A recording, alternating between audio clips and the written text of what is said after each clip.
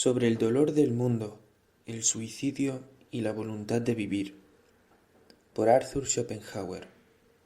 Con Paregra y Paralipómena, aparecida originalmente en 1851, Arthur Schopenhauer consiguió el impacto y la influencia que le habían sido negadas, a lo que él siempre consideró su libro capital, El mundo como voluntad y como representación.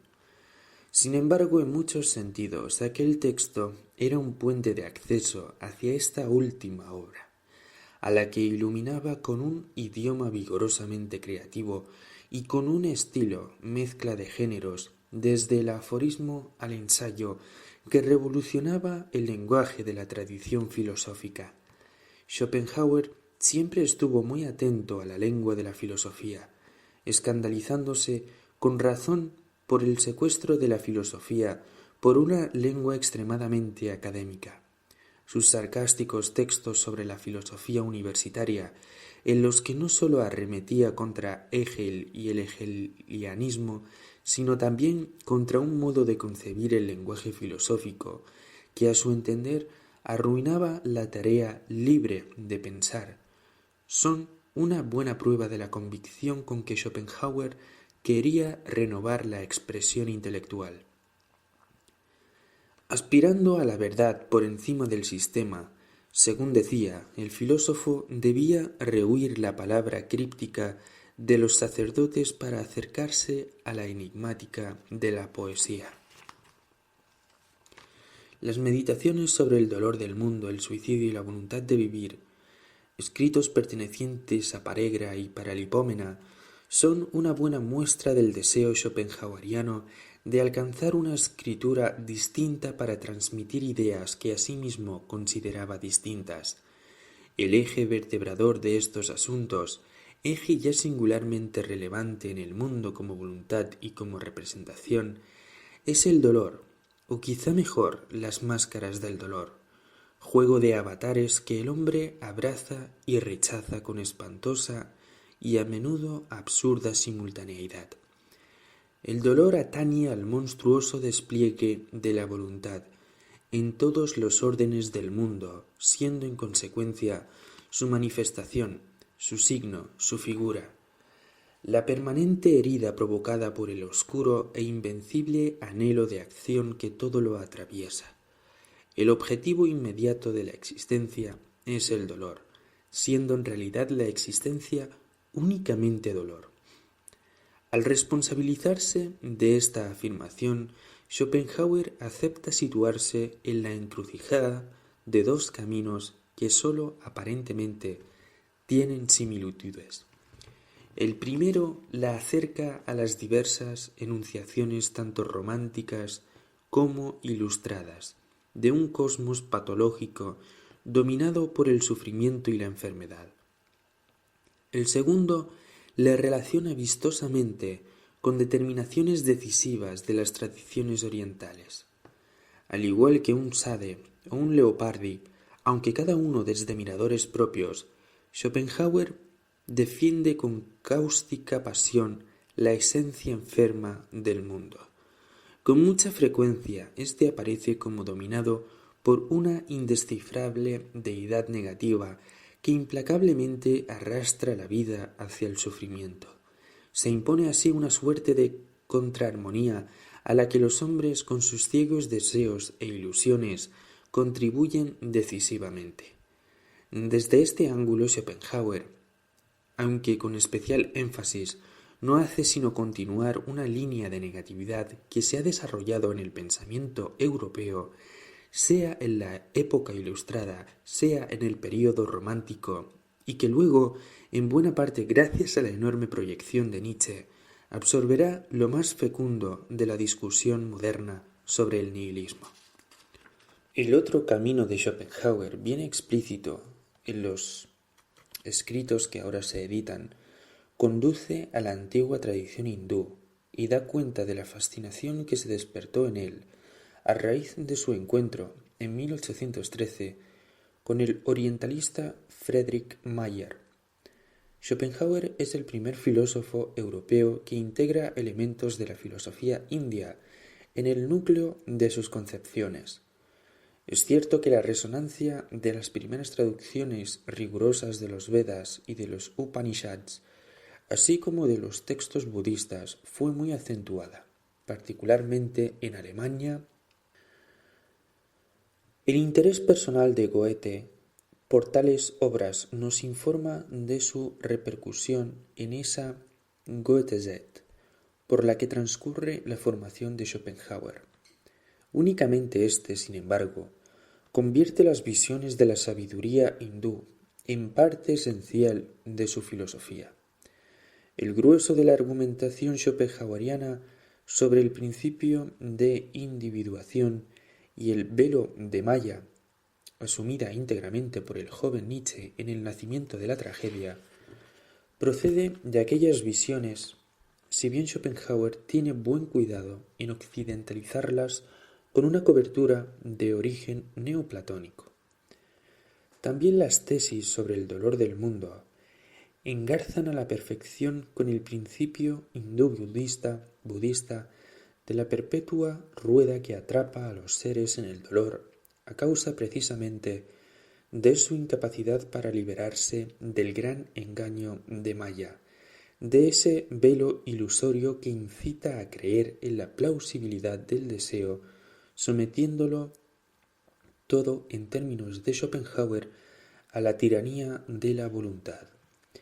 Desde su encrucijada, adentrándose a veces en un camino, a veces en el otro, pero retrocediendo siempre en lugar del moralista escéptico que siempre fue, Schopenhauer va desgranando sus anotaciones sobre el sufrimiento y la felicidad, doble vertiente de la esencial incapacidad humana para la completa absorción del presente.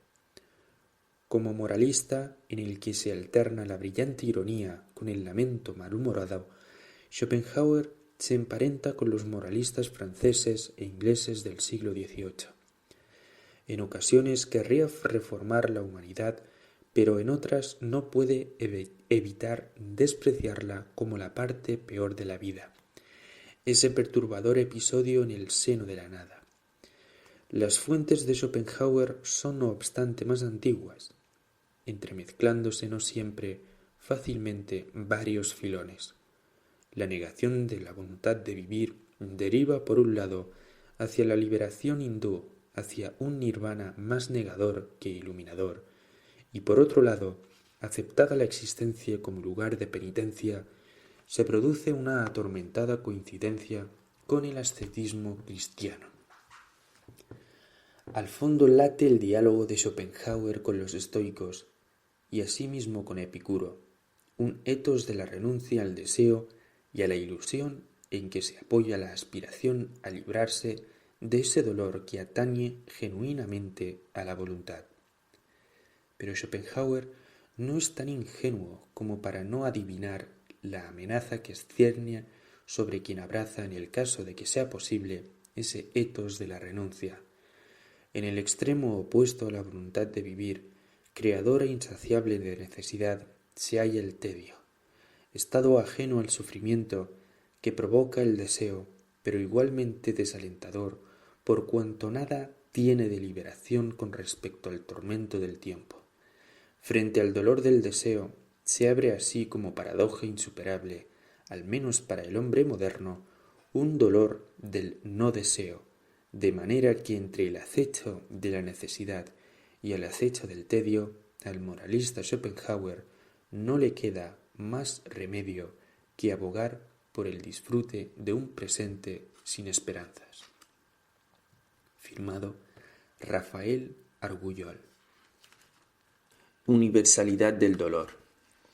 Si el objetivo más próximo e inmediato de nuestra vida no fuese el dolor, nada habría más carente de finalidad y sentido en el mundo que en nuestra existencia. Pues sería absurdo suponer que los infinitos padecimientos surgidos de la esencia miseria de la vida y de lo que por doquier está el mundo saturado, hubieran de ser algo puramente accidental y sin finalidad alguna. Es verdad que cada desdicha, considerada aisladamente y por separado, se nos antoja una excepción, pero en general la desdicha es la norma.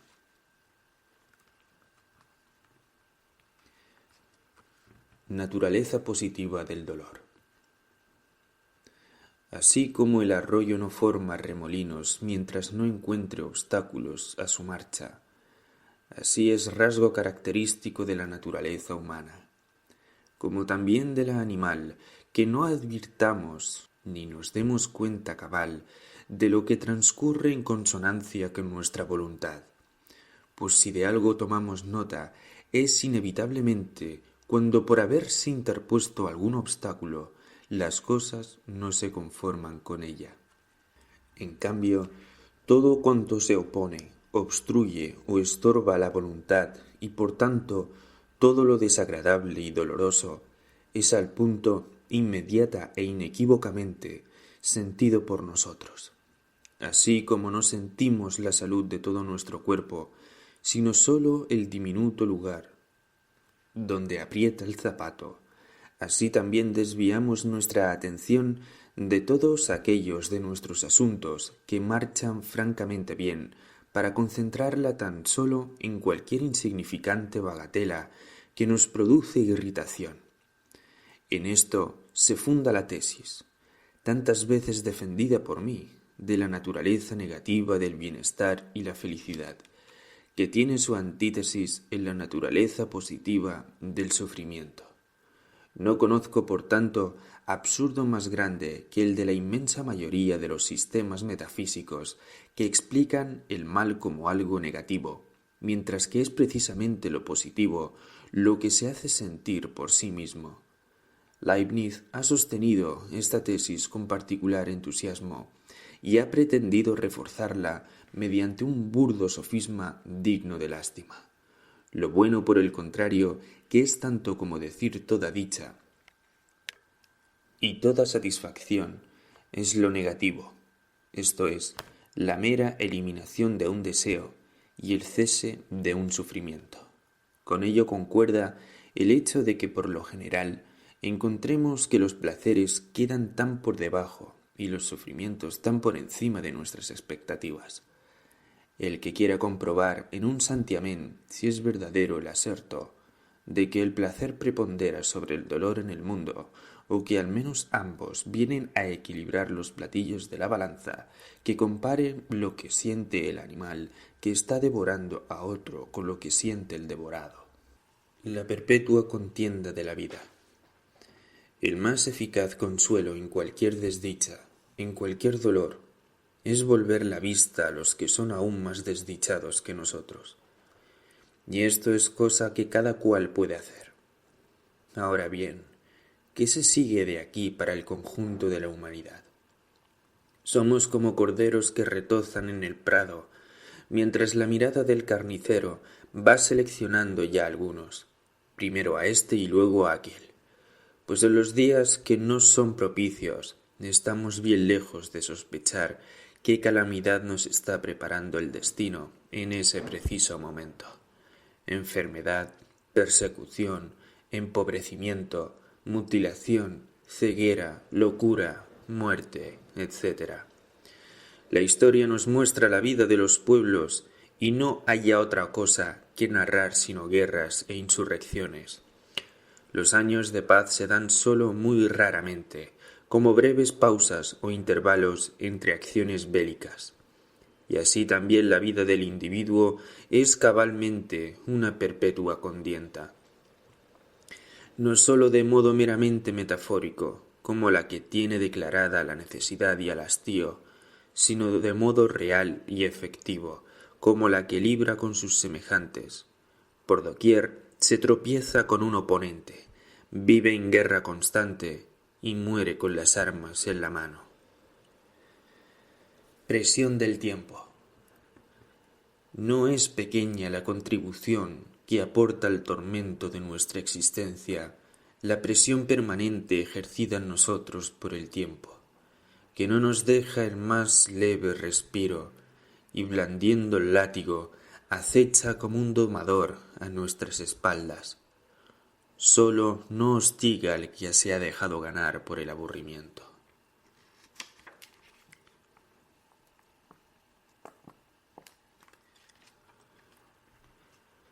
Necesidad del dolor. No obstante, así como estallaría sin remedio nuestro cuerpo si le fuera sustraída la presión de la atmósfera, del mismo modo, si la presión ejercida por la necesidad, la fatiga, las contrariedades y la frustración de los afanes le fuese hurtado a las vidas de los hombres, la arrogancia de éstos se exaltaría, si no hasta reventar, si hasta el extremo de que asistiésemos a la manifestación de la más desatada y frenética locura.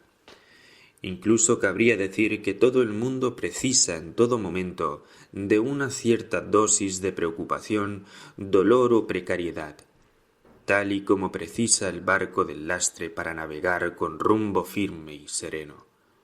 Trabajo, tormento, fatiga y necesidad son ciertamente el destino de casi todos los hombres a todo lo largo de sus vidas. Pero si todos los deseos se vieran colmados, no bien surgieran, ¿cómo llenarían las gentes sus vidas y en qué emplearían su tiempo? Transportemos al género humano a un país de utopía, donde todo creciera espontáneamente y los pichones volaran ya asados, donde cada cual hallase de inmediato a su amada ideal y nada le costase obtenerla. En ese país muchos hombres morirían de aburrimiento o se colgarían de un árbol, mientras otros se dedicarían a luchar entre sí, a estrangularse y a asesinarse mutuamente, causándose con ello más dolor del que ahora les inflige la naturaleza. No es posible, pues, para una especie semejante imaginar ningún otro escenario, ninguna otra existencia que le fuera más conveniente. Comparación del destino del hombre con el destino del animal. Más arriba se ha llamado ya la atención sobre el carácter negativo del bienestar y del placer, por oposición al carácter positivo del dolor. De acuerdo con ello, la felicidad de una vida dada debe ser estimada no por sus alegrías y placeres, sino por la ausencia de penalidades y dolor, que es lo positivo. Pero entonces el destino de los animales parece ser más soportable que el de los hombres. Consideremos uno y otro algo más detenidamente.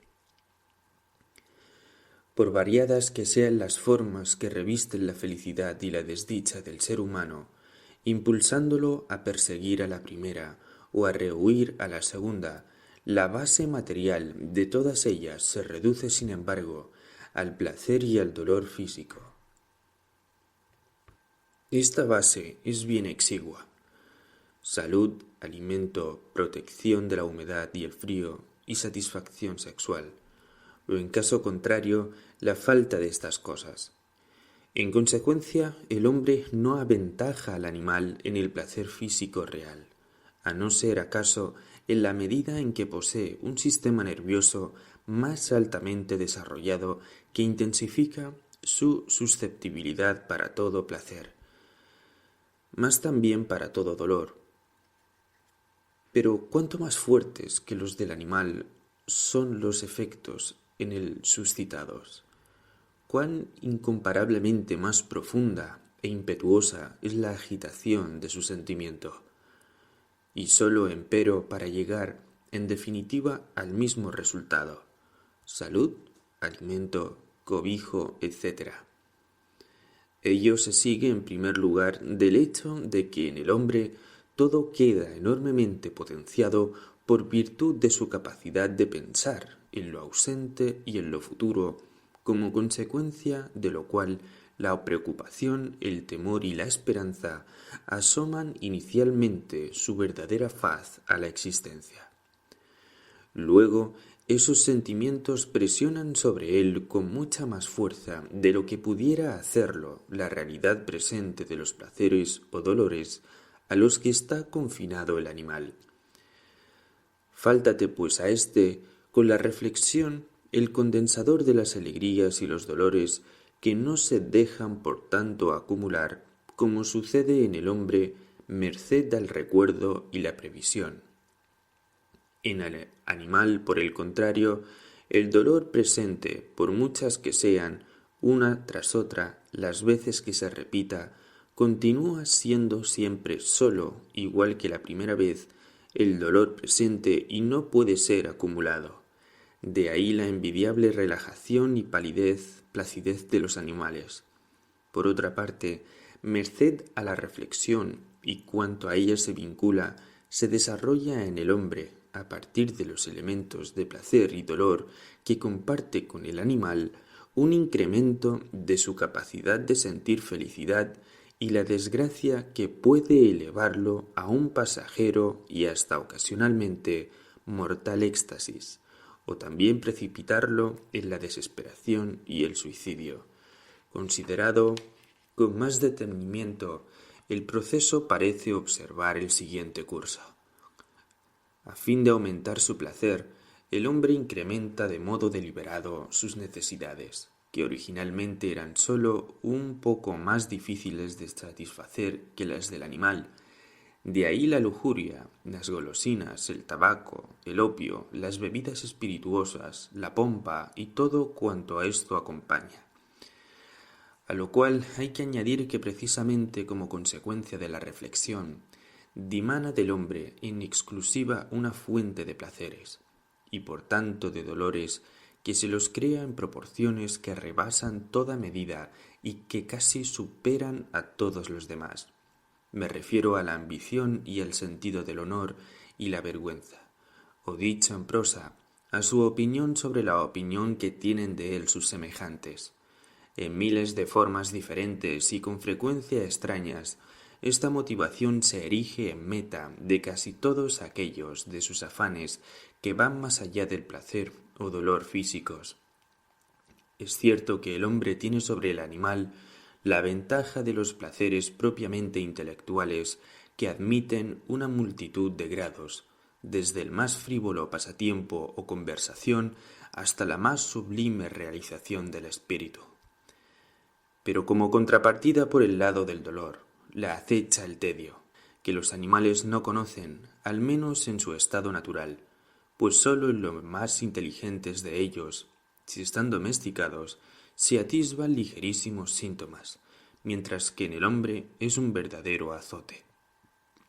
Su presencia es palpable en ese miserable tropel de desgraciados que han consagrado la vida por entero a llenar sus bolsas, pero jamás sus cabezas, para luego descubrir que su mismo bienestar no es sino el castigo que los arroja en brazos del tedio más desolador, del que procuran escapar corriendo en todas direcciones y viajando constantemente de acá para allá. Tan pronto como ponen los pies en algún lugar, cualquiera que éste sea, preguntan por sus lugares de diversión y sus clubes con la misma ansiedad con que inquiere el mendigo por las instituciones de asistencia pública. Pues ciertamente la necesidad y el tedio son los dos polos de la vida humana. Por último, debo mencionar, aunque en el caso del hombre la satisfacción sexual lleva asociada una obstinada selección peculiar y exclusiva del individuo humano que lo eleva a veces a ese amor más o menos apasionado al que he dedicado un largo capítulo en el segundo volumen de mi obra principal. Amor que así se torna para él en fuente de prolongados sufrimientos y breves placeres. Es de admirar en todo caso cómo mediante la adición del pensamiento del que el animal carece, ha podido erigirse sobre la misma y humilde base de dolores y alegrías que el animal también posee, el elevado y vasto edificio de la felicidad y la infelicidad humanas. Con ello, guarda relación el hecho de que el ánimo del hombre se ve agitado por tan violentas emociones, pasiones y convenciones, que las trazas de semejante agitación pueden leerse las permanentes líneas de su rostro. Y sin embargo, en último término, se trata, en realidad, sólo de las mismas cosas que también el animal obtiene, y por cierto, con incomparablemente menos despilfarro de emociones y fatigas. Pero todo esto acrecienta mucho más en el hombre la medida del sufrimiento que la del goce. lo que de manera especial resulta aún más grandemente potenciado por el hecho de que conoce realmente la muerte.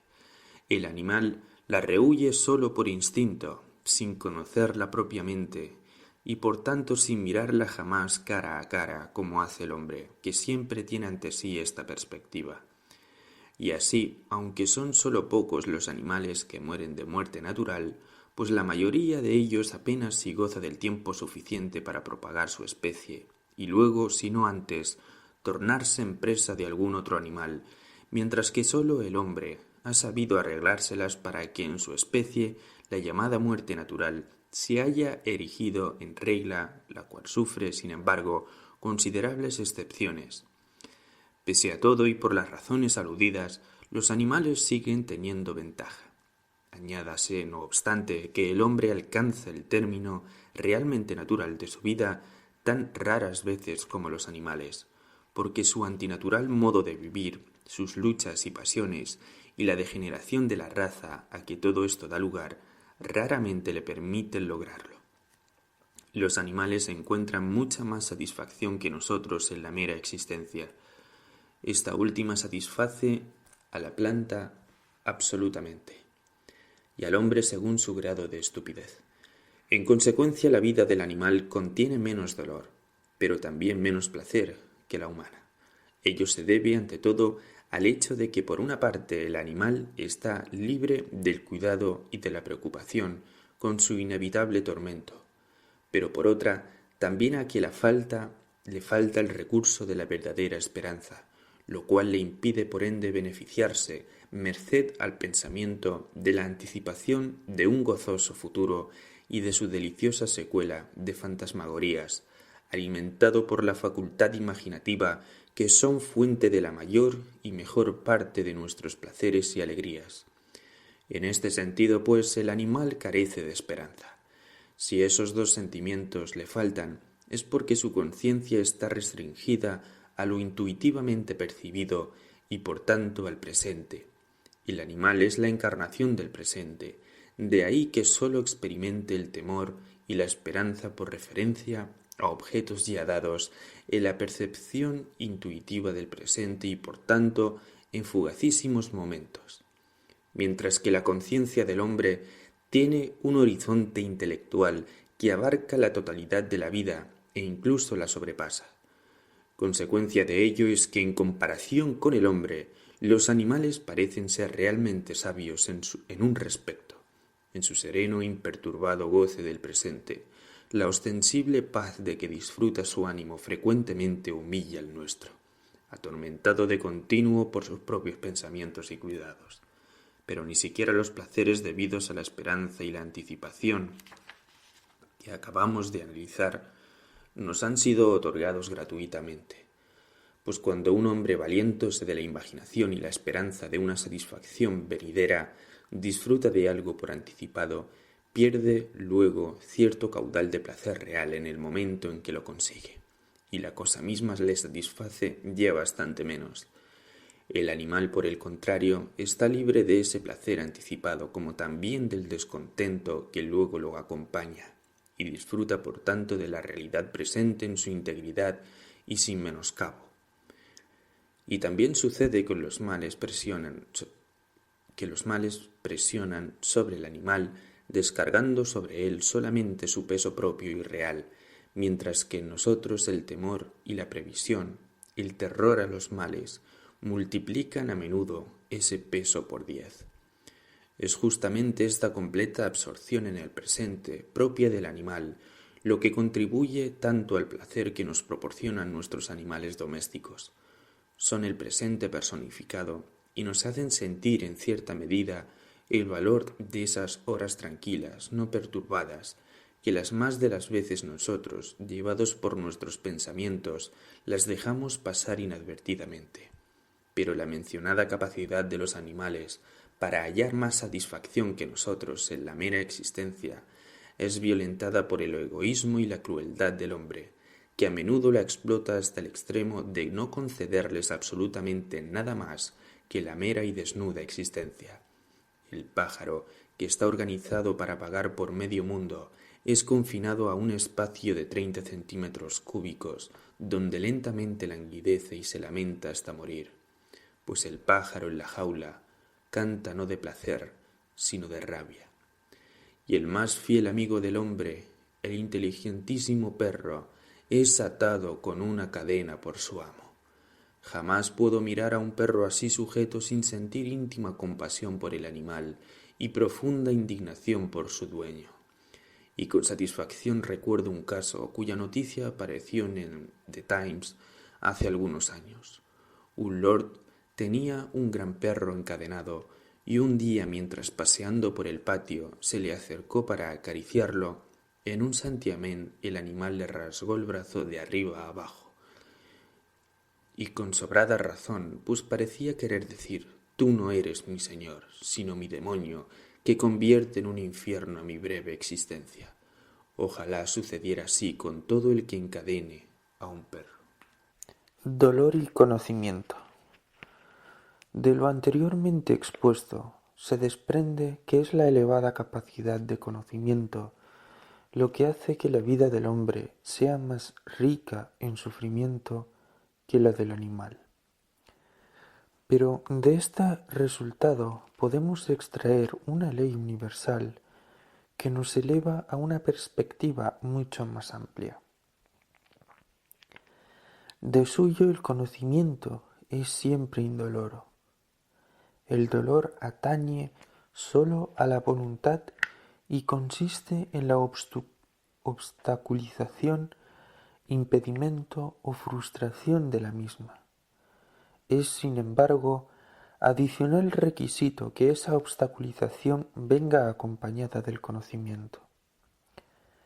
Pues así como la luz ilumina el espacio sólo cuando existen objetos que la reflejen, y así como precisa el sonido de la resonancia y del eco para que las ondas que hacen vibrar el aire choquen con cuerpos sólidos y se lo pueda escuchar a larga distancia, y de ahí que su efecto quede sorprendentemente atenuado en las cumbres de las montañas solitarias, desde donde apenas se deja oír una canción allí entonada. Del mismo modo, precisa la obstaculización de la voluntad, para ser sentida como dolor, ir acompañada del conocimiento, que es de suyo, sin embargo, extraño a todo dolor. Así, el dolor físico está ya condicionado por los nervios y su conexión con el cerebro, y de ahí que no se deje sentir la lesión de un miembro si han sido seccionados los nervios que lo conectan con el cerebro, o cuando la potencia de éste es anulada por la acción del cloroformo. Por idéntica razón, opinamos que una vez extinguida la consciencia del agonizante, es indolora toda convulsión posterior, que el dolor espiritual está condicionado por el conocimiento es de suyo evidente, y que crece con el grado del mismo es fácil de inferir, como ya se ha mostrado más arriba y consta también en el volumen 1 de mi obra fundamental. Podemos, por tanto, expresar plásticamente así la entera relación. La voluntad es la cuerda del instrumento musical. Los reveses o impedimentos que sufre la voluntad, la vibración de la cuerda. El conocimiento, la caja de resonancia, y el dolor, el tono. Ahora bien, según esto, no sólo lo inorgánico, sino también la planta es incapaz de sentir dolor, por muchas limitaciones que pueda sufrir en ambos casos la voluntad. Todo animal, por el contrario, sin excluir siquiera al infusorio, padece dolor, porque el conocimiento, por imperfecto que sea, es el verdadero carácter de la animalidad. Al ir ascendiendo por la escala animal, el dolor crece también correlativamente. En los animales inferiores el conocimiento es así mínimo, de ahí por ejemplo que los insectos que tras haberles sido arrancada la parte posterior del cuerpo, la arrastran tras de sí con ayuda del delgado cordel del intestino. Continúan ejercitando su actividad devoradora, pero incluso en los animales superiores, dada la ausencia en ellos de pensamiento y de concepto, el dolor está aún lejos de acercarse al humano.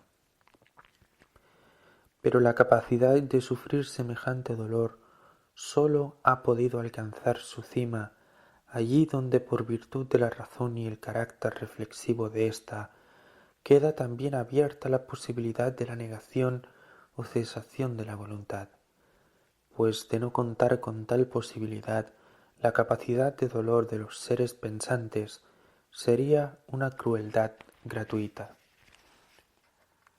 Como niños ante el teatro de la vida. En nuestra tierna juventud nos sentamos frente al curso venidero de la vida como niños en el teatro, antes de que se levante el telón, aguardando con dichosa impaciencia el espectáculo de las cosas que van a desfilar ante sus ojos. Es una suerte que no sepamos lo que en realidad sucederá, pues al que lo sabe en más de una ocasión, se le antojará ver en esos niños arreos inocentes de un delito que hubiesen sido condenados no precisamente a morir, sino por el contrario a vivir, pero que no hubiesen escuchado aún el contenido de su sentencia. Pero esto en modo alguno disminuye el deseo que tiene cada cual de llegar a una vejez avanzada, a un estado por ende que responde a la siguiente descripción. Mal nos va hoy, y mal nos irá yendo cada día, hasta que suceda lo peor. Contra la teodicea.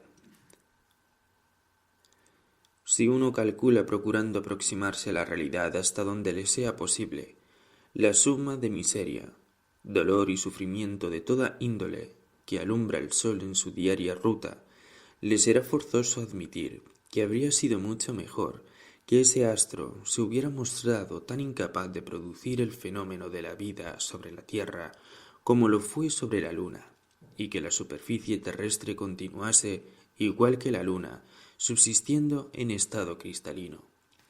Podemos también contemplar nuestra vida como un inútil y perturbador episodio en el sereno reposo de la nada.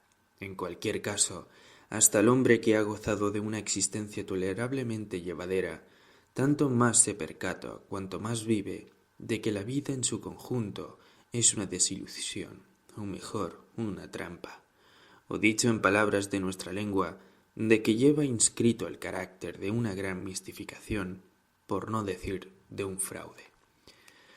Cuando tras la separación de toda una vida vuelven a encontrarse en la vejez dos hombres que en su juventud fueron amigos, el mutuo y principal sentimiento que delatan sus semblantes al evocar la memoria de pasados tiempos es el de un entero disappointment con la totalidad de la vida, que tan bella y parecía anunciárseles antaña, bajo la rosada de aurora de la juventud, que tantas cosas prometía y tan pocas ha cumplido.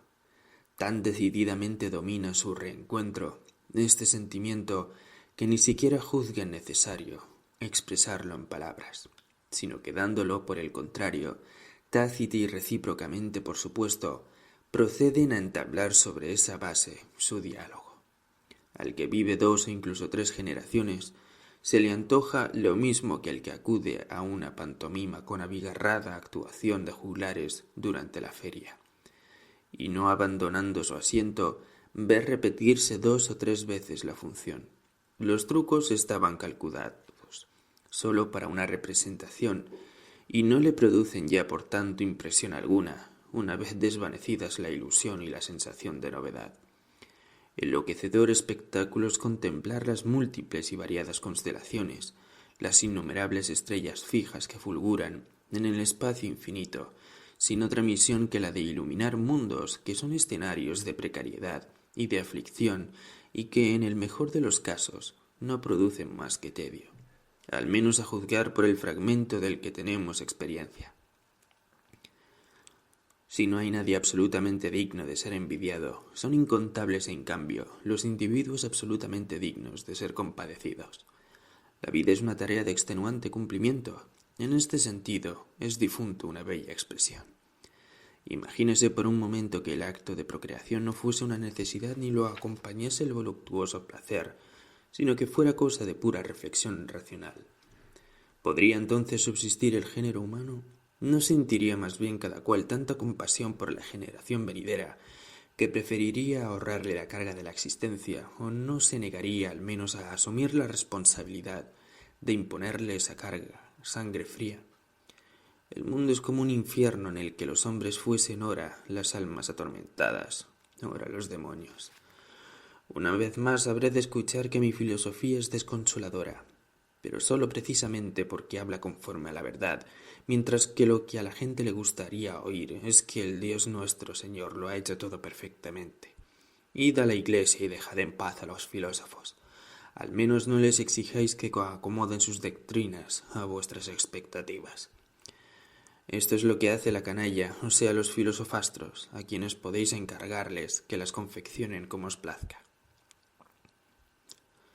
Brahma conduce el mundo por una especie de pecado original o extravío, pero permanece en él para expiar ese pecado, hasta lograr la redención. Muy bien. En el budismo el mundo surge como consecuencia de una perturbación inexplicable, sobrevenida tras prolongada calma, en la celeste claridad de ese estado de beatitud, conquistado por el arrepentimiento al que llamamos nirvana, es decir, merced a una especie de fatalidad que ha de entenderse, pero de modo fundamentalmente moral, cosa de la que el mundo físico brinda una imagen análoga que guarda con ella exacta correspondencia cuando tiene lugar el inexplicable surgimiento de la franja nebulosa de un mundo primitivo, de la cual se gesta un sol. De acuerdo con ello, como consecuencia de fallos morales, el mundo físico va gradualmente degradándose más y más, hasta llegar a su actual estado de aflicción. Magnífico. Para los griegos, el mundo y los dioses eran resultado de una necesidad insondable. Esta concepción es perfectamente razonable en la medida en que nos deja momentáneamente satisfechos. Ormuzd vive en conflicto con Ahriman. Esto no parece irrazonable. Pero que un Dios, Jehová, creara este mundo de miseria y aflicción porque quiso, y por mero capricho, y luego se felicitara, es francamente intolerable. En este respecto vemos que la religión de los judíos ocupa el lugar más bajo entre los dogmas del mundo civilizado, lo cual concuerda perfectamente con el hecho de que es también la única religión que carece en absoluto hasta de la menor traza de doctrina sobre la inmortalidad. Incluso, aunque fuera correcta esa demostración de Leibniz, según la cual, de todos los mundos posibles, este es siempre el mejor, ello no nos proporcionaría una teodicea, pues ciertamente el Creador no sólo ha creado el mundo, sino también su misma posibilidad. En consecuencia, podría haber organizado esa posibilidad de manera que admitiese un mundo mejor. En contra de una tal concepción del mundo como obra maravillosa de un ser absolutamente sabio, absolutamente bueno y a la vez todopoderoso, se alega generalmente, por una parte, la miseria de que el mundo está saturado y por otra la obvia imperfección, por no decir la burlesca distorsión del más perfecto de sus fenómenos, que es el ser humano, una disonancia que jamás sabría nadie corregir. Por un lado, las aludidas instancias de dolor concuerdan con nuestro discurso y les sirve de prueba si concebimos al mundo como obra de nuestra propia culpa, como algo en consecuencia que hubiera sido mejor que nunca hubiese existido. Mientras que en la primera hipótesis, dichas instancias generan una amarga acusación contra el Creador, brindando material para el sarcasmo, en la segunda entrañan una denuncia de nuestra verdadera naturaleza y voluntad, una denuncia que nos humilla muy oportunamente, pues nos lleva a la conclusión de que cual vástagos de padres disolutos venimos al mundo ya cargados con el peso de una culpa y de que el continuo afán por aliviarnos de esta carga es lo que hace de nuestra existencia algo tan desgraciado, cuyo final es la muerte. Nada es más cierto que la general verdad de que es el grave pecado del mundo lo que produce los grandes y numerosos dolores del mundo. Y aquí no estoy pensando en ninguna conexión física ni empírica, sino metafísica. De acuerdo con esta concepción, es sólo la historia de la caída del hombre lo que me reconcilia con el Antiguo Testamento.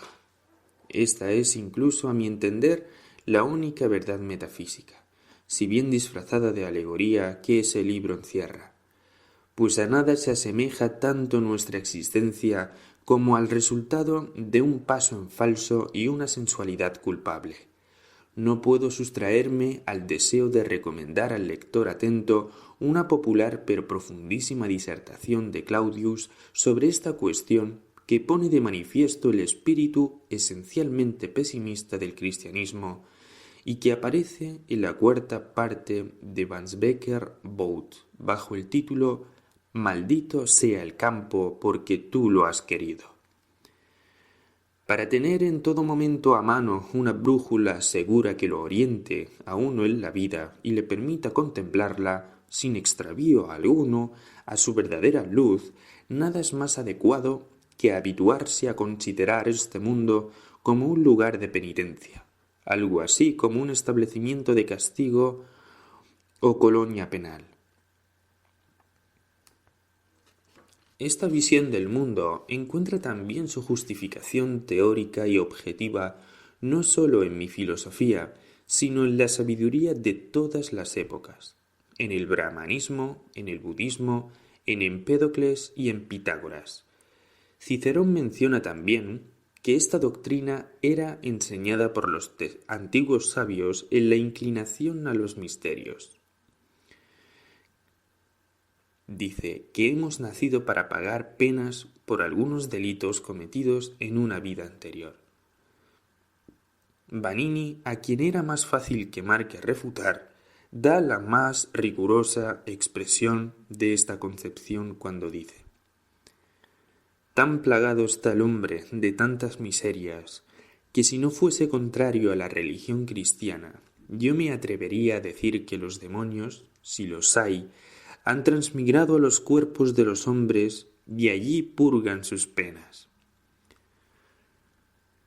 Pero incluso en el genuino cristianismo, adecuadamente entendido, nuestra existencia es considerada como el resultado de una culpa, de un paso en falso.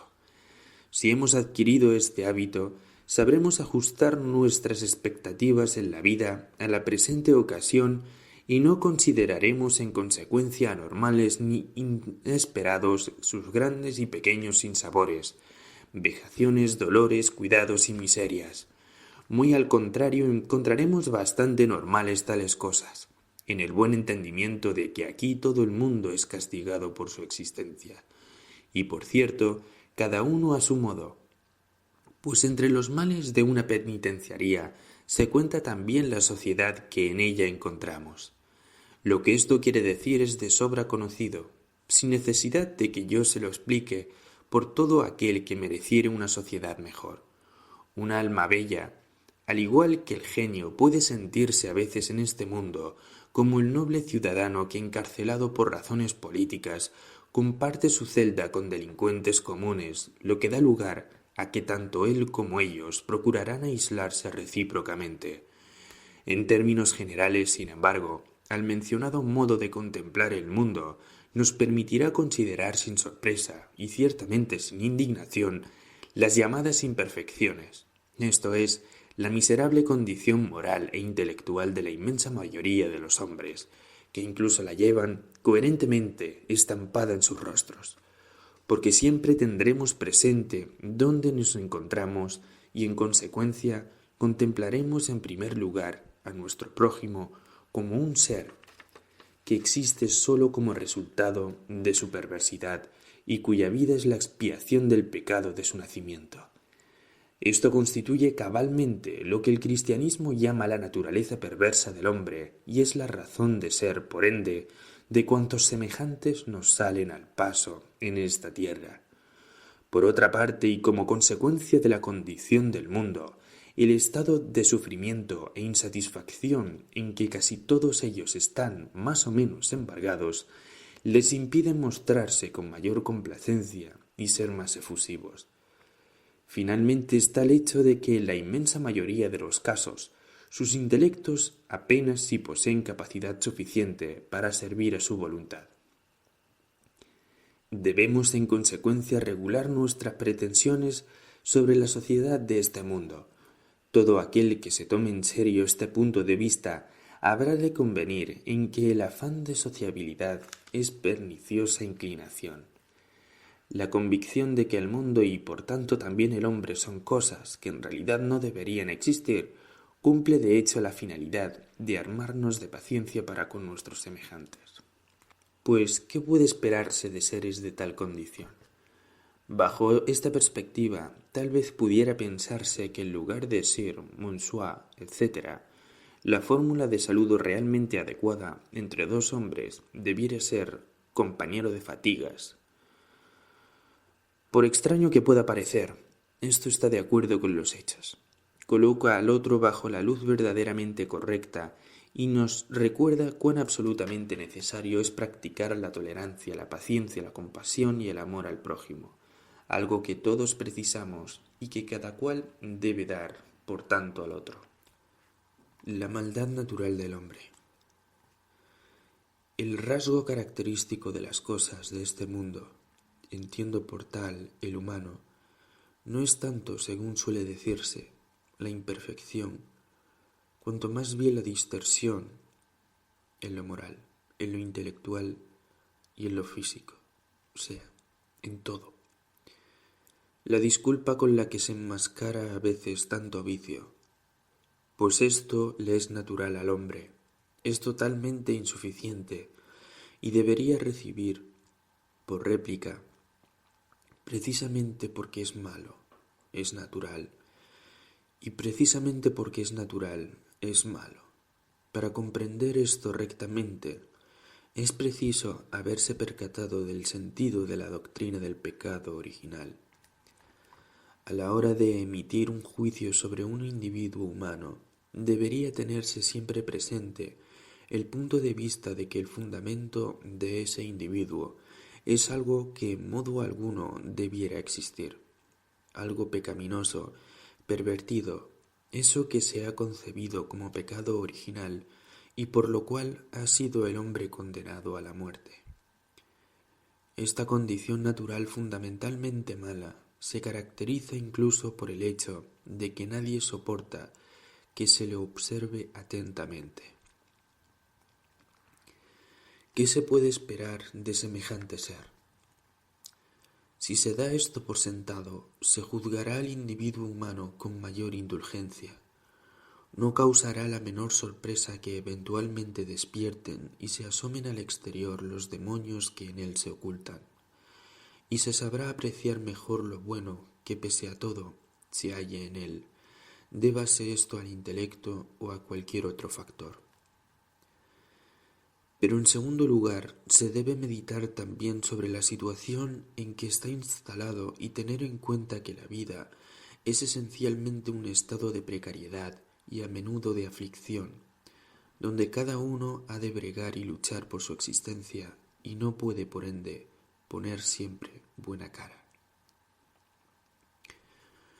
Si por el contrario fuese el hombre lo que de él quieren hacer todas las religiones y filosofías optimistas, la obra o incluso la encarnación de un Dios, vale decir, una esencia que en todo sentido debiera ser y existir tal y como es.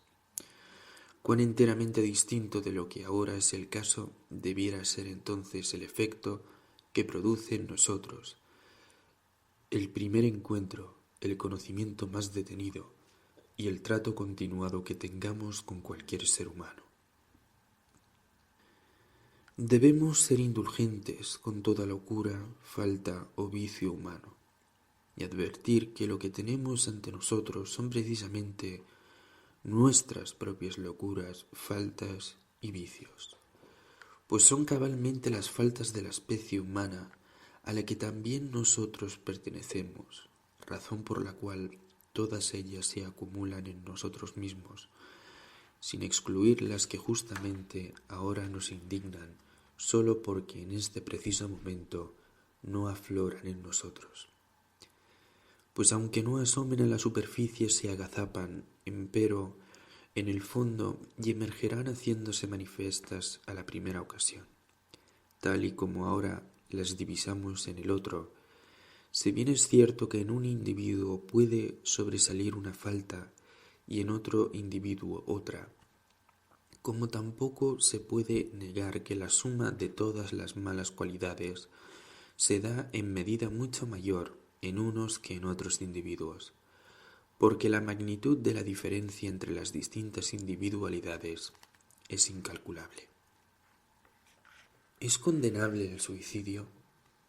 Hasta donde a mí se me alcanza, solo los fieles creyentes de las religiones monoteístas, que es tanto como decir judías, consideran un crimen la acción de darse a sí mismo la muerte. Esto es tanto más llamativo cuanto que ni en el Antiguo ni en el Nuevo Testamento puede encontrarse prohibición alguna, ni tan siquiera una sola reprobación decidida de semejante acción. De ahí pues que los profesores de religión tengan que apoyar la condena del suicidio en razones filosóficas de su propia cosecha, pero tan malamente les va en su tarea que sucumben a la tentación de sustituir lo que a sus argumentos falta de fuerza por la fuerza que imprimen a sus expresiones de repulsa, es decir, por injurias.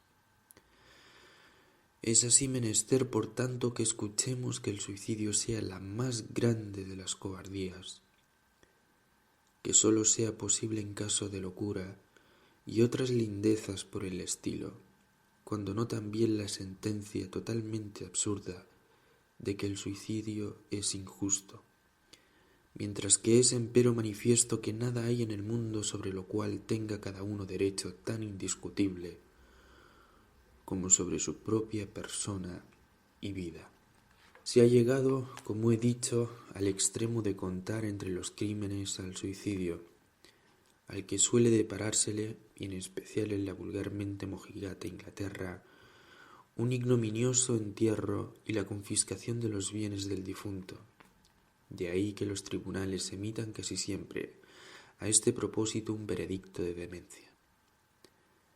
Baste por de pronto, sin embargo, con que dejemos decidir al sentimiento moral, poniendo en comparación estas dos impresiones, la que nos produce la noticia de que un conocido nuestro ha cometido un crimen, trátase de un asesinato, una crueldad, un fraude o un robo, y la que nos produce saber que ha puesto libremente fin a su vida. Mientras la primera suscita en nosotros viva indignación, honda repulsa, demanda de castigo, de venganza, la segunda nos inspira un sentimiento de pena y compasión, con el que harto más frecuente se entremezcla la admiración por la valentía del suicida que la reprobación moral con que reaccionamos ante una mala acción. ¿Quién no ha tenido conocidos, amigos, parientes, que han abandonado este mundo por su propia voluntad? ¿Y debiéramos acaso pensar en ellos con aversión, como si fueran criminales? Una y mil veces lo niego. Más bien soy de la opinión de que debiéramos requerir de una vez por todas a los clérigos para que nos dijesen qué facultad les asiste, dado que no pueden aducir una sola autoridad bíblica, ni disponen tampoco de un solo argumento filosófico que sea de peso para tildar de crimen desde los púlpitos y en sus escritos una acción realizada por tantos hombres que respetamos y amamos, y para negar honrosa sepultura a aquellos que abandonaron el mundo por voluntad propia.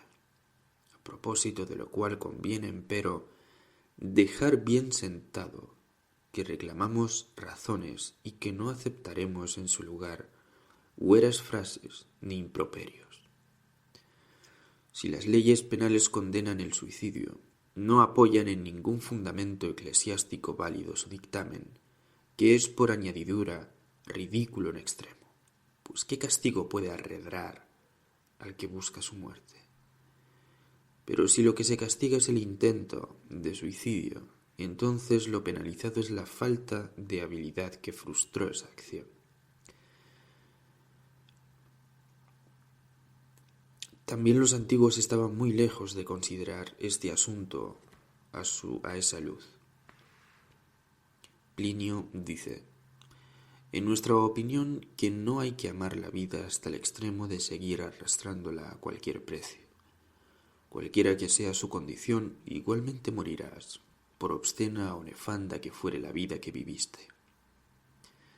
Pues cualquiera tiene a su disposición el más eficaz de los remedios contra los males del alma. De cuantos dones otorgó la naturaleza al hombre, ninguno es más excelso que el de poder elegir la muerte a tiempo. Lo sublime de esta forma de morir es que cualquiera de nosotros puede optar por ella.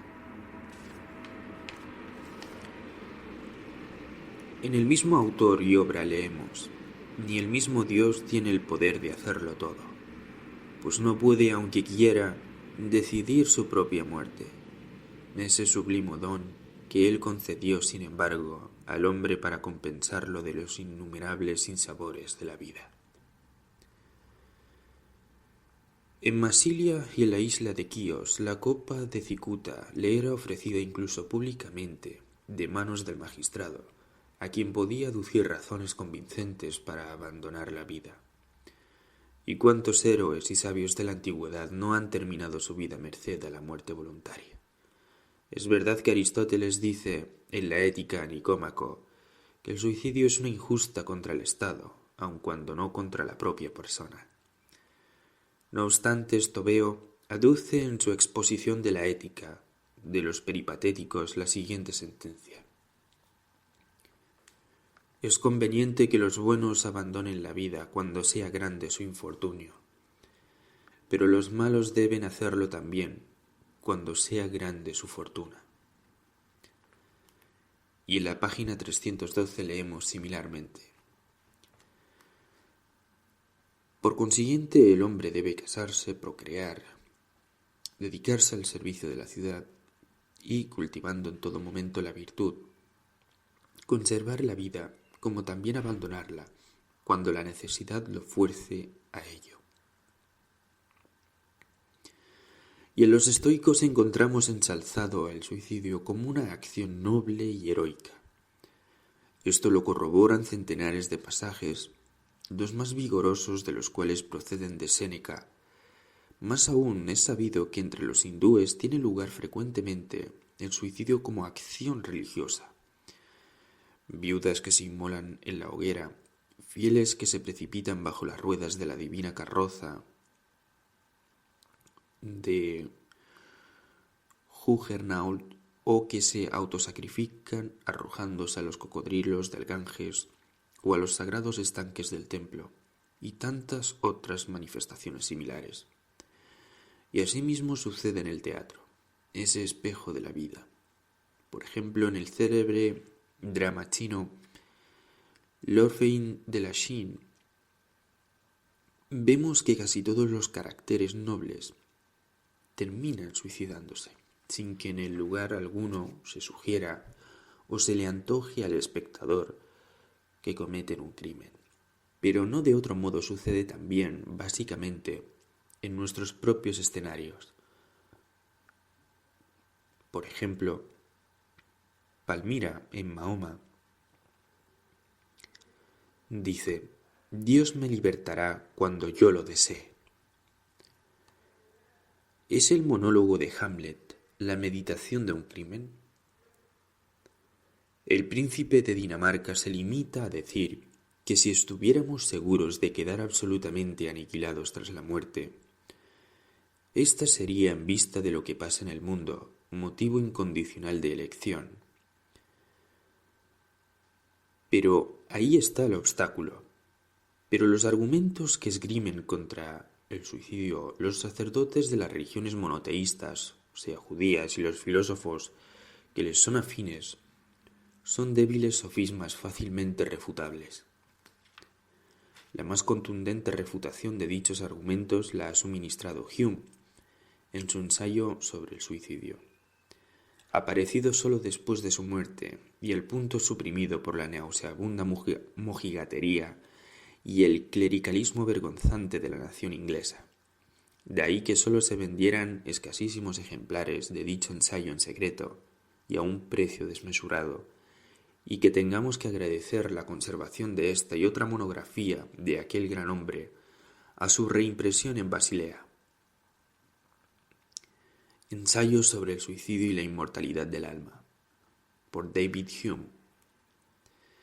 Pero el hecho de que una monografía puramente filosófica, que refuta con la frialdad de la razón los argumentos comúnmente esgrimidos contra el suicidio, y que ha sido compuesta por uno de los primeros pensadores y escritores de Inglaterra, haya tenido que ser secreta y sigilosamente distribuida, cual obra del género picaresco, hasta encontrar protección en el extranjero, es un enorme baldón para la nación inglesa. Ello evidencia a la par cuán buena conciencia tiene la Iglesia sobre este punto. El único argumento moral concluyente contra el suicidio lo he expuesto yo en mi obra principal, el tomo primero. Consiste en hacer ver que el suicidio es contrario a la consecución del supremo fin moral, porque sustituye equivocadamente la redención real de este mundo de miseria por el simulacro de una redención que no es más que aparente. Con todo, es bien largo el camino que separa a esto que yo llamo error de la denigrante etiqueta de crimen con que pretenden tachar al suicidio los sacerdotes cristianos. El cristianismo entraña en lo que tiene de más íntimo la verdad de que el dolor, la cruz, es el fin propio de la vida. De ahí que por juzgar lo opuesto a este fin rechace el suicidio, que desde una óptica inferior la antigüedad, por el contrario, aprobaba y hasta honraba. El mencionado argumento contra el suicidio es empero de índole ascética y sólo cobra validez cuando se lo contempla desde un punto de vista ético harto más elevado que el que hayan jamás adoptado los filósofos morales europeos. Pero si abandonamos ese elevadísimo punto de vista, no resta entonces argumento moral sostenible alguno para condenar al suicidio. El virulento celo de los sacerdotes de las religiones monoteístas, que no encuentra sin embargo apoyo alguno en la Biblia, ni en argumentos convincentes, parece pues descansar por fuerza en una razón huera. ¿Y no sería esta acaso la advertencia de que el abandono voluntario de la vida es una impresentable manera de rendir pleitesía a aquel que dijo «todo lo creado es bueno»? Por decirlo una vez más, sería el obligado optimismo de estas religiones que denuncia el suicidio para no ser denunciado por él. Dolor y suicidio.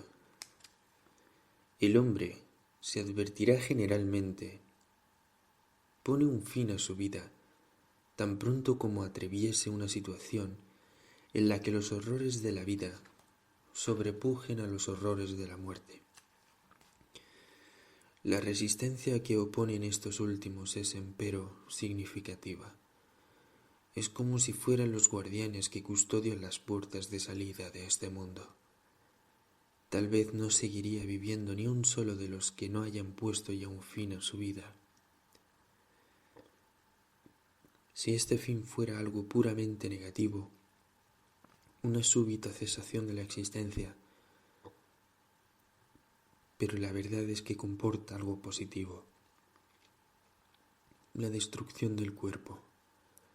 Esta nos hace retroceder espantados, y la causa de ello es que el cuerpo es la manifestación sensible de la voluntad de vivir. Sin embargo, la lucha con esos guardianes no es por lo general tan ardua como pudiera antojársenos mirándola a distancia. lo cual se debe al antagonismo existente entre los dolores espirituales y los corporales. Pues cuando nuestro dolor corporal es muy intenso o permanente, nos tornamos indiferentes ante cualquier otra aflicción. El único deseo que nos obsesiona es el de restablecernos. Y análogamente un intenso dolor espiritual nos hace insensibles respecto del corporal, al que desdeñamos. En cambio, si es el dolor corporal el que llega a alcanzar el predominio, surte en nosotros el efecto de una distracción benéfica, una pausa del dolor espiritual. Este último es precisamente el que facilita el suicidio, pues el dolor físico vinculado al mismo pierde toda importancia a los ojos del que está afligido por un dolor espiritual excesivo. Ello resulta manifiesto de modo particular en los casos puramente patológicos de aquellas personas a las que una honda depresión impulsa el suicidio. A estos pacientes no les cuesta esfuerzo alguno al intentarlo, ni necesitan de ningún estímulo para hacerlo. Basta con que les dejen solos un par de minutos quienes están encargados de custodiarlos para que pongan rápidamente fin a su vida. Despertar del sueño de la vida. Si la angustia que nos atenaza en el sobrecogedor espanto de un sueño llega a su grado más alto, entonces es ella cabalmente la que nos devuelve, despertándonos a la vida de vigilia, donde se desvanecen todos aquellos horrores de la noche. Lo mismo sucede en el sueño de la vida, cuando la angustia, al llegar a su más alto grado, nos fuerza a interrumpirlo. Pregunta sin respuesta. El suicidio puede ser también considerado como un experimento, una pregunta que se plantea a la naturaleza y cuya respuesta se pretende forzar, la de saber qué transformación sufren mediante la muerte la existencia y el conocimiento del hombre. Pero se trata de un experimento condenado al fracaso, pues elimina la identidad de la conciencia, que tendría que escuchar la respuesta. Metafísica del querer y del no querer. En cierta medida se advierte a priori, o más vulgarmente dicho, es evidente de suyo, que aquello que produce el fenómeno del mundo ha de ser a sí mismo capaz de no producirlo, o en otras palabras, que la actual diástole, expansión, le debe corresponder también una sístole, contracción. Ahora bien, si la primera es la manifestación del querer vivir, la segunda será la manifestación del no querer vivir. Añadamos que esta última se identifica en lo esencial con el magnum sakepat de la doctrina Veda, al igual que con el nirvana del budista y asimismo con el más allá de los neoplatónicos. Respondiendo a algunas burdas objeciones, observo que la negación de la voluntad de vivir no significa en modo alguno la negación de una sustancia, sino el mero acto del no querer. Aquello mismo que hasta ahora se ha querido ya no se quiere. Pero como quiera que nosotros conocemos a este ser, a la voluntad como cosa en sí, en y por el acto del querer, nos resulta de todo punto imposible decir o comprender qué continúa siendo o haciendo ese ser tras abandonar dicho acto. De ahí que tal negación sea para nosotros, que somos la manifestación del querer, un tránsito a la nada. La afirmación y negación de la voluntad de vivir es un mero querer y no querer. El sujeto de uno y otro actus es una y la misma cosa, que en cuanto tal no es, consecuentemente, aniquilada por ninguno de los dos. Su velle cobra representación en este mundo intuitivo que cabalmente por ello es la manifestación de su cosa en sí. Contrariamente del noye, no conocemos ninguna otra manifestación que no sea la de su entrada en juego, y ello, por cierto, sólo en el individuo que pertenece ya originariamente a la manifestación del velle. De ahí que asistamos, mientras dura la existencia del individuo, a la incesante lucha del noye con el velle. Si el individuo ha llegado a su fin y ha prevalecido en él el noye, este resultado ha sido entonces una pura declaración del noye, y este es el sentido de la canonización papal. Lo único que podemos decir del noye es que su manifestación no puede ser la del velle, pero no sabemos si en absoluto es manifestación, o sea, si cobra una existencia secundaria para un intelecto que tendría primero que haber producido, y como quiera que sólo conocemos al intelecto como órgano de la voluntad en la afirmación de la misma, no alcanzamos a ver por qué, tras cesar dicha afirmación, tendría ahora que ser producido.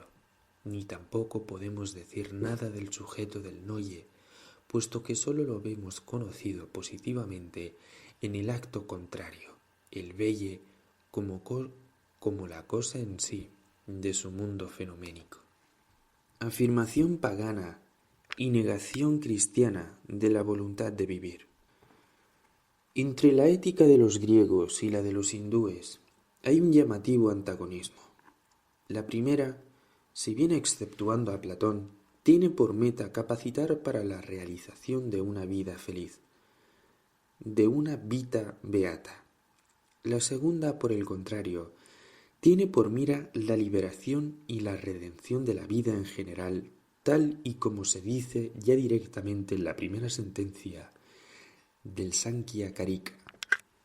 Puede constatarse un contraste emparentado con el que se acaba de indicar, si bien más vívido e intuitivo, si se contempla el hermoso sarcófago antiguo de la Galería de Florencia, cuyos relieves representan la eterna secuencia de ceremonias de una boda, desde la primera petición hasta que la antorcha de Himeneo alumbra el trayecto al lecho nupcial y acto seguido se piensa en el sarcófago cristiano, envuelto en negro velo en señal de tristeza sobre el que descansa el crucifijo. El contraste es hondamente significativo. Ambos ceremoniales pretenden consolar de la muerte y ambos lo hacen con justa razón, pero por modos opuestos.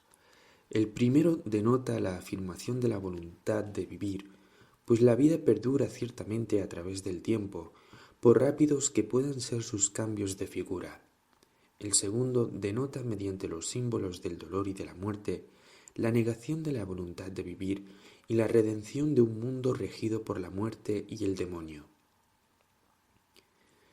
Entre el espíritu del paganismo grecorromano y el del cristianismo descubrimos el auténtico contraste entre la afirmación y la negación de la voluntad de vivir, un contraste en el cual en última instancia el cristianismo tiene básicamente razón.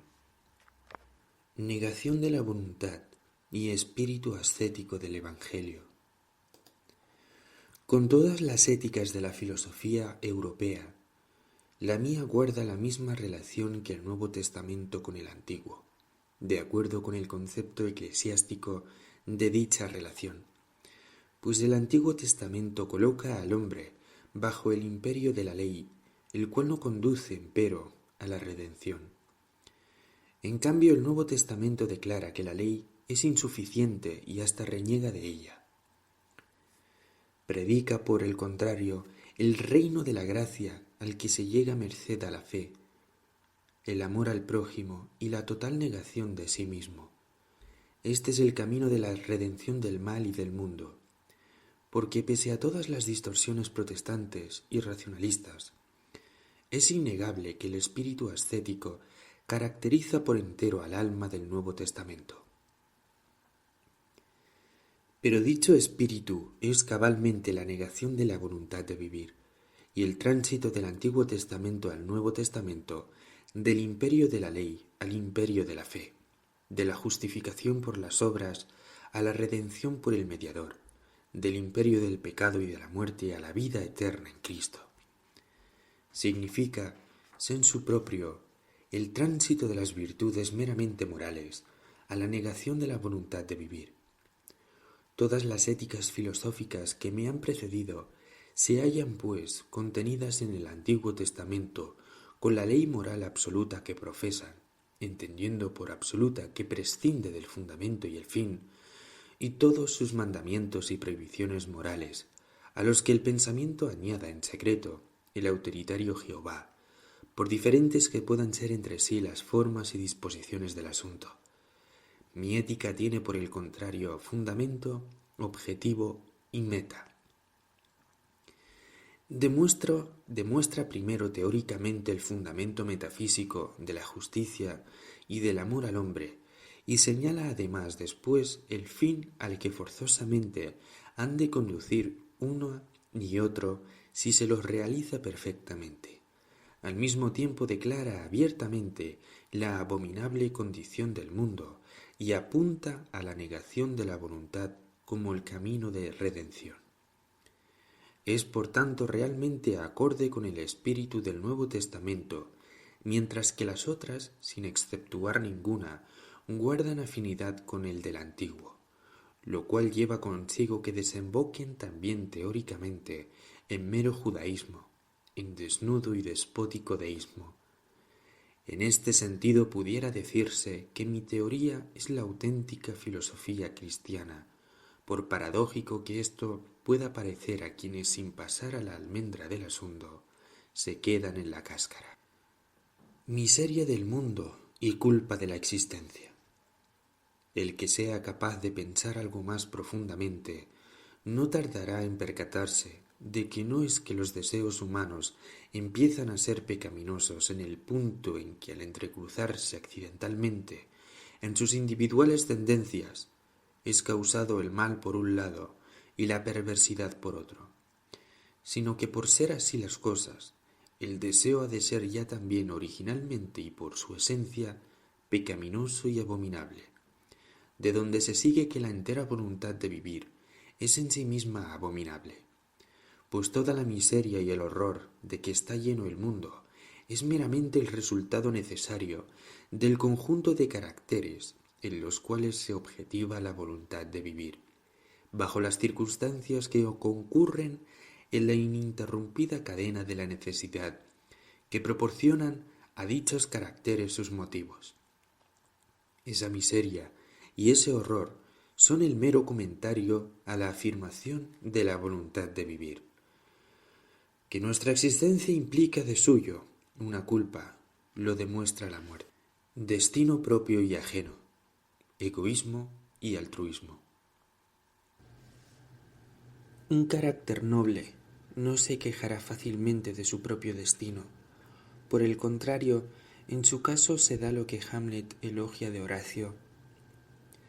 Pues tú has sido como aquel que, aun padeciéndolo todo, nada padece. Esto se entenderá mejor si se repara en que un hombre así, que reconoce su propia esencia también en los demás y se siente por tanto partícipe del destino que les está deparado, ve casi siempre en su derredor pérdidas todavía más graves que las suyas, y esa es la razón de que no pueda quejarse de estas últimas. Por el contrario, un sujeto egoísta e innoble, que reduce a su propia persona toda la realidad y considera a los demás como meras máscaras y fantasmas, no se sentirá partícipe del destino de éstos y no se interesará nada más que por el suyo propio. Consecuencia de semejante actitud serán, pues, una agudizada sensibilidad y frecuentes quejas. Precisamente ese reconocerse en la apariencia ajena, actitud de la cual brotan por vez primera, como tantas veces he demostrado, la justicia y el amor al hombre, conduce en definitiva al abandono de la voluntad, porque los fenómenos en los cuales ésta cobra representación acusan un perfil tan decididamente marcado por el dolor que el que identifica su propio ser con el de todas ellas no puede seguir queriendo nada más. De la misma manera, justamente que el que compra todos los billetes de una lotería ha de experimentar por fuerza considerable pérdida. La afirmación de la voluntad de vivir presupone la restricción de la autoconciencia al propio individuo y abre la posibilidad de desplegar una vida de curso favorable sujeta al azar. La cópula. Si se parte la concepción del mundo, de la cosa en sí, de la voluntad de vivir, entonces se advierte que el núcleo de la misma, como su máxima concentración, es el acto de engendrar. Este se nos presenta entonces como lo primero, como el punto de partida. Es el punctum saliens del huevo del mundo y el asunto capital. ¿Qué contrasta, en cambio, si se parte del mundo empírico, que nos es dado como fenómeno, como representación? Pues aquí ese acto se nos presenta como algo enteramente particular y singular, de importancia subordinada, como cosa secundaria, encubierta y escondida, y que no hace más que colarse de rondón. Una paradójica anomalía que muchas veces provoca la carcajada, y hasta pudiera asimismo antojársenos que el demonio no ha querido aquí más que ocultar su juego, pues la cópula es su moneda y el mundo su imperio. ¿Acaso no se ha observado cómo inmediatamente después del coito se escucha la carcajada del diablo? Ello se debe, hablando ahora en serio, al hecho de que el deseo sexual, especialmente cuando se fija en una mujer determinada y se concentra en el enamoramiento, es la quinta esencia de la descomunal estafa de que nos hace víctimas este noble mundo, que promete tan indecible, infinita y excesivamente mucho, y luego da tan miserablemente poco. La participación de la mujer en la procreación es, en cierto sentido, más exenta de culpa que la del hombre, en la medida en que éste le da a la nueva criatura la voluntad, que es el primer pecado y por tanto la fuente de toda perversidad y mal. La mujer, por el contrario, le da el conocimiento que abre el camino a la redención. El acto de la generación es el nudo del mundo, por cuanto viene a decir, la voluntad de vivir se ha afirmado de nuevo. En este sentido se lamenta un frecuente estribillo brahmánico. El lingam está en el yoni. La concepción y el embarazo, por el contrario, vienen a decir, a la voluntad se la ha vuelto a dar también la luz del conocimiento. Merced a esta luz puede ella volver a encontrar su camino, abriéndose por tanto de nuevo la posibilidad de redención. Esto explica el curioso fenómeno de que mientras cualquier mujer querría morir de vergüenza si se la sorprendiera en el acto de engendrar, soporta por el contrario en público su embarazo sin rastro de pudor y hasta con una especie de orgullo. Pues siendo como es un hecho general que consideramos a todo lo que sea signo infalible de algo como equivalente a ese algo por él designado, cualquier signo del coito consumado avergüenza en sumo grado a la mujer, siendo de ello, sin embargo, excepción tan solo el embarazo. Esto puede explicarse por el hecho de, como se ha dicho más arriba, el embarazo en cierto sentido trae consigo, o al menos sugiere, una cancelación de la culpa contraída por el coito. Al coito acompañan, por tanto, toda la vergüenza y el oprobio del acto, mientras que el embarazo, tan íntimamente hermanado con él, queda puro e inocente y, en cierta medida, hasta se torna en algo sagrado. El coito es principalmente cosa del hombre, el embarazo lo es por entero solo de la mujer. Del padre recibe el niño la voluntad, el carácter, de la madre el intelecto. Este es el principio redentor. La voluntad es el principio vinculante. el signo de la constante existencia en el tiempo de la voluntad de vivir, por mucho que intensifique el intelecto, su función iluminadora es el coito, el signo de la luz del conocimiento, que de nuevo acompaña a esta voluntad, abriendo a menudo, al alcanzar el máximo grado de claridad, la posibilidad de la redención. Es la renovada encarnación humana de la voluntad de vivir. El signo de esta es el embarazo, que camina por tanto franca y libremente, y hasta orgullosamente, mientras el coito se oculta como un malhechor. La cópula y la voluntad de vivir. Algunos padres de la Iglesia han enseñado que incluso la cohabitación matrimonial sólo puede ser permitida cuando se la practica exclusivamente en vista de la procreación, sólo para engendrar hijos, como dice Clemente de Alejandría. Clemente atribuye también a los pitagóricos este punto de vista, el cual es empero erróneo si se lo examina con rigor, pues si el coito deja de ser apetecido por sí mismo, entonces entra ya en juego la negación de la voluntad de vivir, en cuyo caso la propagación del género humano se torna superflua y carente de sentido, en la medida en que ya se ha alcanzado su objetivo.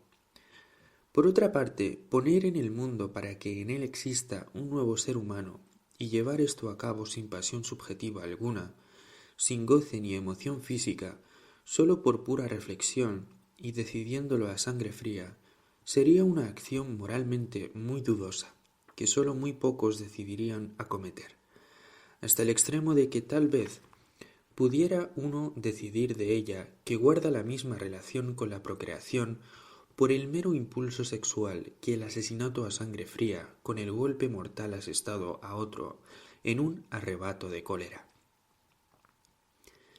Inversa es la razón en la que realmente se apoya la condena de todas las satisfacciones sexuales contra la naturaleza, porque el impulso es, merced de ellas, gratificado y por tanto afirmada la voluntad de vivir, pero suprimida la propagación, que es empero la sola posibilidad que deja margen abierto a la negación de la voluntad.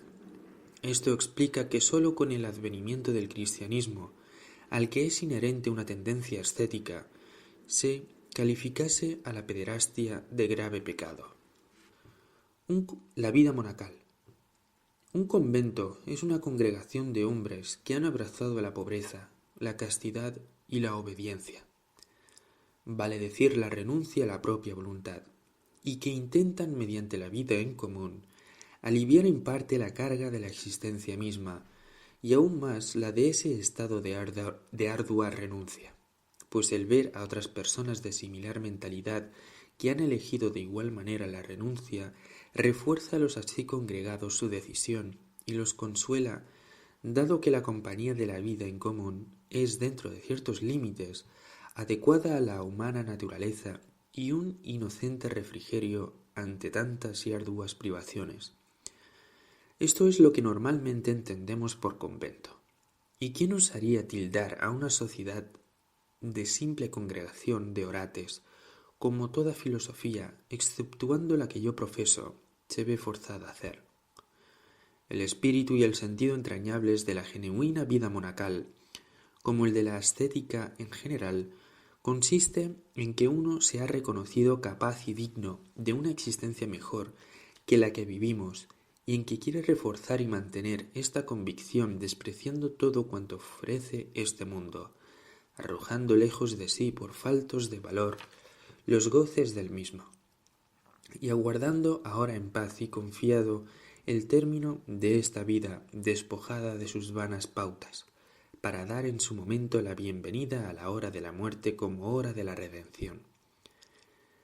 El sannyásis acusa absolutamente la misma tendencia y significación, como también, por cierto, el monacado de los budistas, aunque bien es verdad que ningún otro supuesto, como este del monacado, corresponde tan raramente la praxis a la teoría, precisamente por ser tan sublime la idea fundamental que lo inspira, pues el abuso de lo mejor es lo peor, Un monje auténtico es un ser sumamente venerable, pero en la inmensa mayoría de los casos el hábito no es más que un traje de máscaras, y la probabilidad de que tras él se oculte un monje auténtico no es mayor que la que podríamos presumir al toparnos con semejante disfraz en cualquier mascarada. Alegoría de la negación de la voluntad. A la negación de la propia voluntad acompaña la idea de que uno se somete y entrega por entero y sin reservas a una voluntad individual extraña, un reconfortante medio psíquico que es además aceptable vehículo alegórico de la verdad. Somos como trapenses involuntarios. Buda y San Francisco. El número de los frailes trapenses es ciertamente menguado, pero bien pudiera ser, sin embargo, que media humanidad se componga de trapenses involuntarios. Pobreza, obediencia, privación de todos los goces, incluso de los más necesarios medios de refrigerio, y a menudo también una castidad forzada o impuesta por la privación, son su destino. La diferencia estriba tan solo en que los trapenses se aplican a este asunto por libre elección, metódicamente y sin esperar aquí una vida mejor, mientras que la otra alternativa es, por el contrario, asimilable a lo que yo he designado en mis capítulos de ascética con la expresión segunda vía, a cuya consecución ha provisto ya satisfactoriamente la naturaleza de conformidad con su fundamental ordenación, máxime si a los males que directamente proceden de ella se añaden esos otros que la discordia y perversidad de los hombres producen en la guerra y en la paz. Pero precisamente esa necesidad del padecimiento involuntario para la salvación eterna encuentra también expresión en esta máxima del Salvador. Mateo 19:24. Más fácil es para un camello pasar por el ojo de una aguja que para un rico entrar en el reino de los cielos. Por eso también aquellos que se preocuparon muy seriamente por su salvación eterna han elegido la pobreza voluntaria, aun cuando el destino se la hubiera rehusado y hubieran nacido en la riqueza. Así, Buda, príncipe de nacimiento, cogió voluntariamente el cayado de mendigo, y Francisco de Asís, el fundador de la orden mendicante, a quien siendo un joven petimetre se le preguntó en un baile que congregaba a las hijas de los notables: «Y bien, maestro Francisco, ¿no elegiréis pronto una de estas beldades?». Dio por contestación: «Ya he elegido para mí una mucho más bella». «Oh, ¿cuál es?». «La pobertad».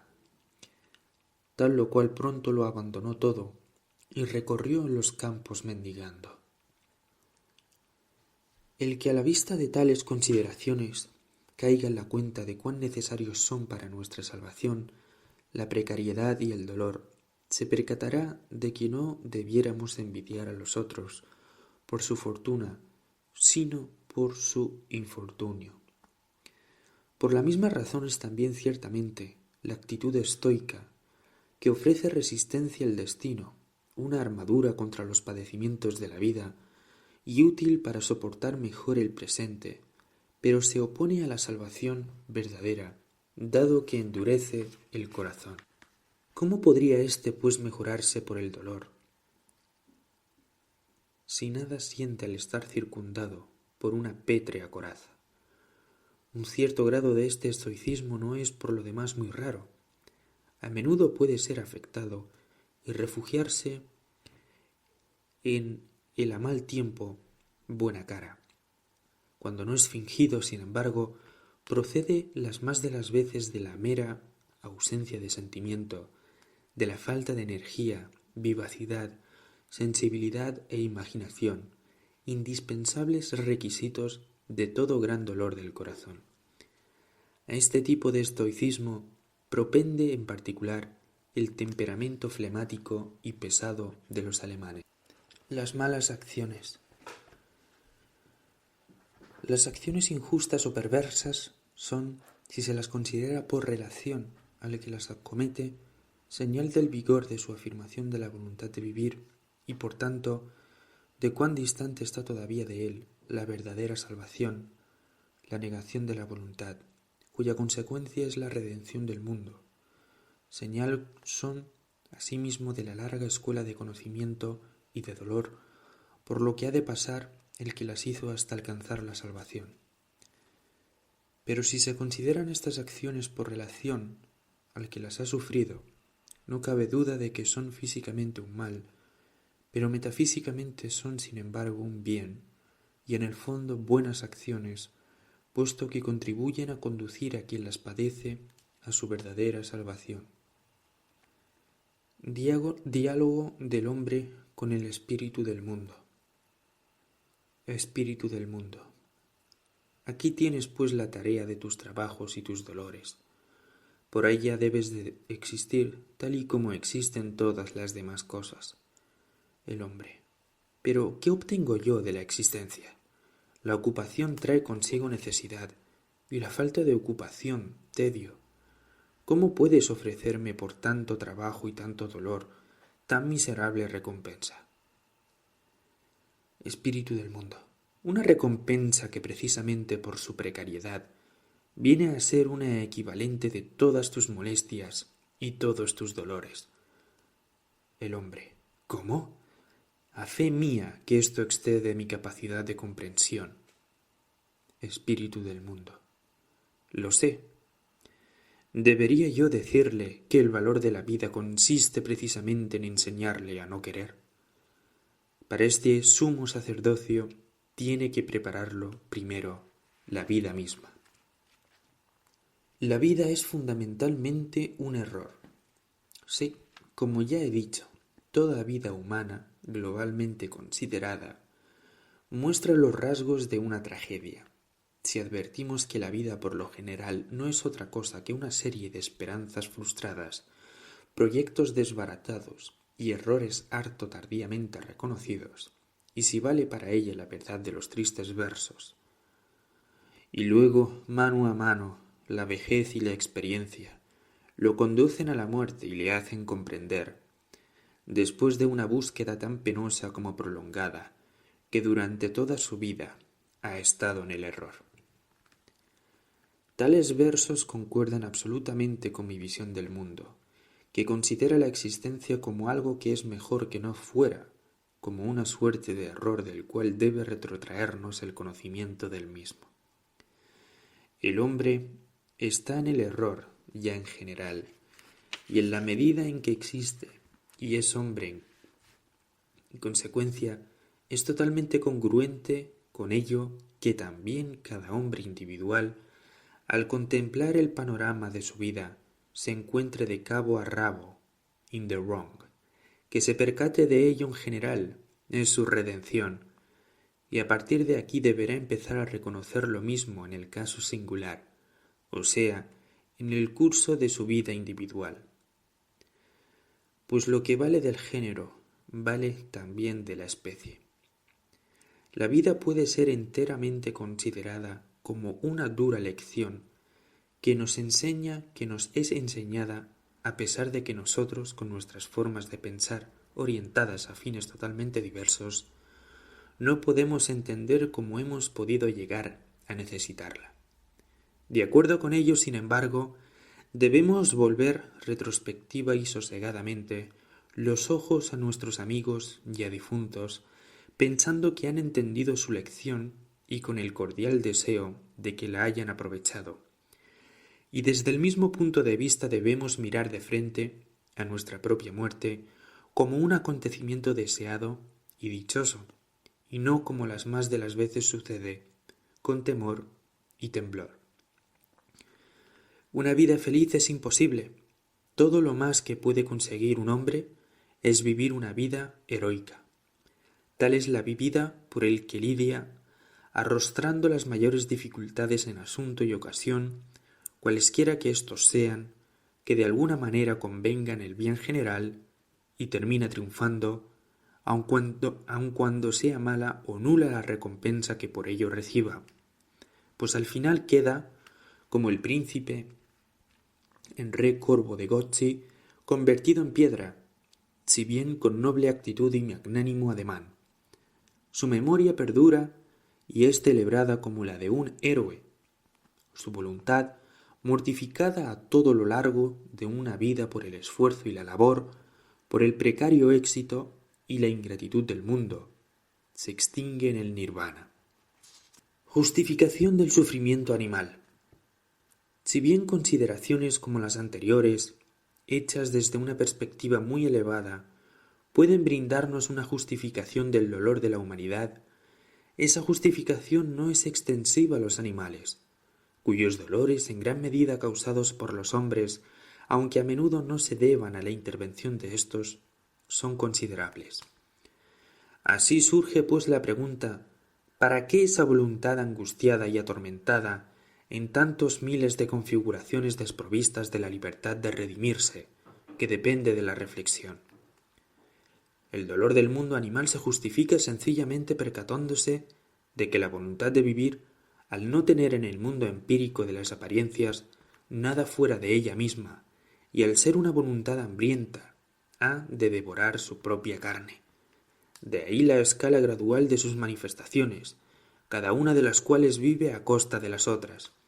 Sobre este punto me remito a las anteriores páginas de este libro, en donde se establece que la capacidad de sufrir del animal es mucho menor que la del hombre. Lo que más allá de esto pudiera aducirse al respecto sería sólo hipotético, por no decir mítico, y puede dejarse, por tanto, a la propia especulación del lector.